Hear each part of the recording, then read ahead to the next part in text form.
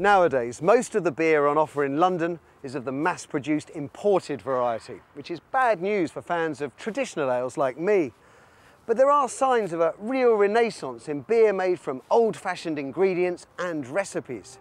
Here in Greenwich, the largest brewery to open in the capital since World War II is coming up with new variations on ancient beers. And comedian Tim Fitzhyam, well, he got the tough job of sampling them. London was once the brewing capital of the world. Breweries like Truman's here on Brick Lane made the beers that fueled the Industrial Revolution, the Empire, and the entire planet. Like so many of its contemporaries, this old brewery no longer sells beer. It's all shops, restaurants, cafes, and designer shoes. Proper ale used to be the most popular drink in this country. It's now been drowned out in a fountain of fizzy, frothy, foreign lager. Okay, this is where the journey starts. Right. This is where we do our research and development, if you like. The London brewer Alastair Hook is a man on a mission. What have you got in here? This is where the malted barley mixes with the hot water. It's your mash. He is determined to put traditionally made beers back in their rightful place, at the heart of our drinking culture. For me, as a Londoner, beer is about being British. Beer is our national drink, and it's been a tragedy that in the last 100 years it's fallen away from the public interest. Today, Alastair is at the forefront of a liquid revolution. You get a nice freshness. Oh, that smells really good. Microbreweries like his one here in Greenwich are springing up everywhere, catering for drinkers with more discerning taste buds. The rebound is happening now, and the reason for that, quite simply, people are tired of tasteless, lifeless beer. They are queuing up to drink beers with real character, beer that has not just been made by a scientist and an accountant that takes 3 days to make, a beer that takes 7, 8, 9 weeks to make. Do you think you could make perhaps a beer for us at Inside Out? Oh, I'd love to. We'd love to. And Alastair is going to delve deep into the past to find inspiration for his BBC brew. The recipes are passed down from generation to generation of brewers. The old historical recipes are still available. We can pick them up at the British Library. While Alastair gets on with his research, I discover how brewing here on this site goes back hundreds of years. This is the original well from which they drew the water from 1717 for the Greenwich Hospital Brewery. The brewery's customers were pensioners at the nearby Royal Naval College. Their ration was 4 pints a day.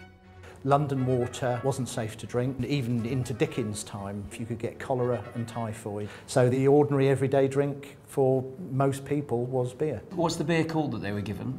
The normal beer that they got on just as a standard ration on normal days was called small beer. Small beer. That's nice. That's where the phrase comes from. That's where the phrase comes amazing. from. What did it taste like? Well, we're pretty certain that it was dark brown and smoky. One of the governors, Captain Bailey, refers to it as sour. And what he means by that is almost certainly that the wooden vessels were infected, giving it a sort of sharp, rough cidery sort of flavour. If you served it upstairs today, you might get complaints. I think so, yeah. I think we'd have a few pints coming back.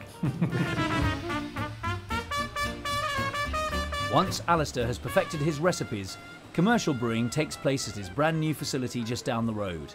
It is the largest brew house to be opened in the capital since World War II.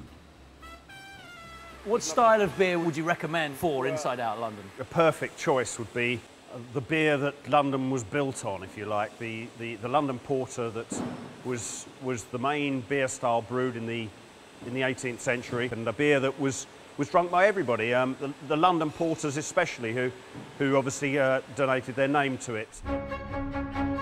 200 years ago, London Porter was one of the beers that made British brewers rich. In 1796, Whitbread produced the equivalent of 30 million retail transactions. That made them about the biggest company on the planet. Whitbread were Microsoft. I mean, it was absolutely vast. There were more than 20,000 breweries in the capital alone, with the major players vying to be the biggest and the best. In October 1813, they overreached themselves.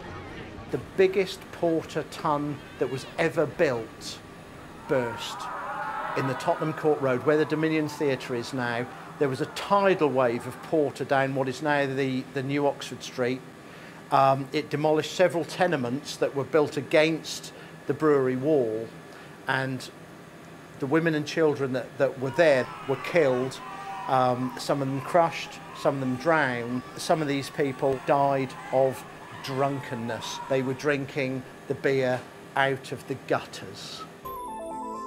The recipe for our London Porter may be hundreds of years old, but the process used to make it is bang up to date. I mean, this looks like a very high-tech bit of kit. So this really is the control centre, the sort of nerve centre of the entire brew house. Once you work so hard to find that right combination of techniques and ingredients and combinations of ingredients, you want to replicate it. You don't want it to just be the random luck chance.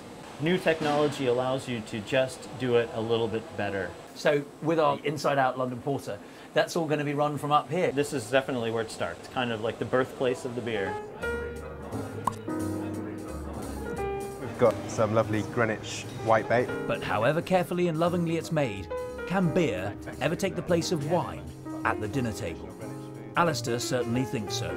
You've chosen a beer to go with the food specifically. What have we got with them? Yeah, this is a modern beer. It's got lovely citric, herbal aromas, a nice biscuity malt middle, and it's generally very refreshing, which cuts the fat and the oils of the fried fish. It really lifts the whitebait, the tanginess of the beer. You know, it really does make a difference to the food. As a chef and as a brewer, we're trying to take the matching of the two to a new modern level where you're experiencing greater food and drink combinations, and really that's pretty much an expression of where the London restaurant scene is anyway. Well, it certainly works for me. You will find that there is no wine in the world that will sit readily with chocolate, and we're about to present you with a beer that will. This is our hospital porter, which has been aged for a year in oak. I'm going to give this the first sip. Oh, that's really good. That's like chocolate in a glass. Ah, here it is. The inside-out London Porter. Alastair, will you do the honours? This is the moment we've been waiting for. This is a very exciting moment. Oh, it's got a good sound when you open it. There we go. Really nice and dark. Lovely dark garnet colours, almost garnet brown. Beer as it used to be brewed, and now as it used to be drunk. With haste. That's lovely. No small amount of pleasure. Oh, that's great. There it is. The inside-out London Porter, as drunk by the porters of London for hundreds of years. And that really is as far away from a fizzy, frothy foreign lager as it's possible to get.